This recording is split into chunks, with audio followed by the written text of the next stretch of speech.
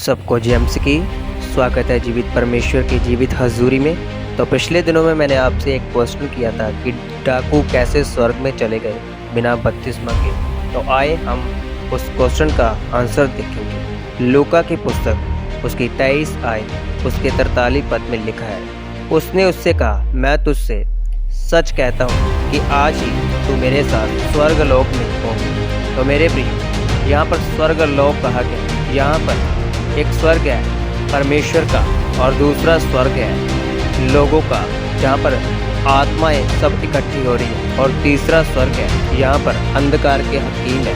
तो आए हम आगे चलते हैं इस पुस्तक में से जो परमेश्वर का स्वर्ग है वो कैसा है। आए हम देखते हैं।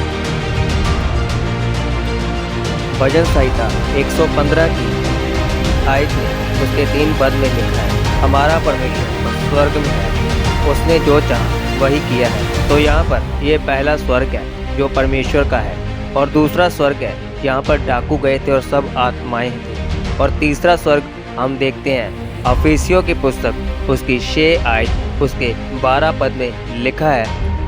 यहाँ पर लिखा है, क्योंकि हमारा ये मलयुद्ध लहू और मसा से नहीं परंतु प्रधानों से और अंधकार के इस संसार के अंधकार के हकीमों से और जो उस दुष्टता की आत्म की सेनाओं से है जो आकाश में है। तो मेरे प्रियो, ये तीसरा स्वर्ग है। तो 3 स्वर्ग है यहाँ पर। तो परमेश्वर हमारे झूठ नहीं बोलते, वो है दूसरे स्वर्ग में डाकुओं को लेकर गए। और हम एक और पुस्तक में से जानेंगे, वो 3 स्वर्गों का जिक्र किया गया है संत पौलुस जी ने। हम देखेंगे आए उस पुस्तक में। यहाँ पर लिखा है, मैं मसीह में एक मनुष्य को जानता हूँ, 4 वर्ष हुआ, ना जाने देर आई ना जाने देर आई, परमेश्वर जानता है। ऐसे मनुष्य तीसरे स्वर्ग तक उठा लिए गए। तो यहाँ पर तीनों स्वर्गों का संत पौलुस जिक्र दे रहे हैं। तो ये था मेरे प्रियो क्वेश्चन का आंसर। सबको जेम्स की।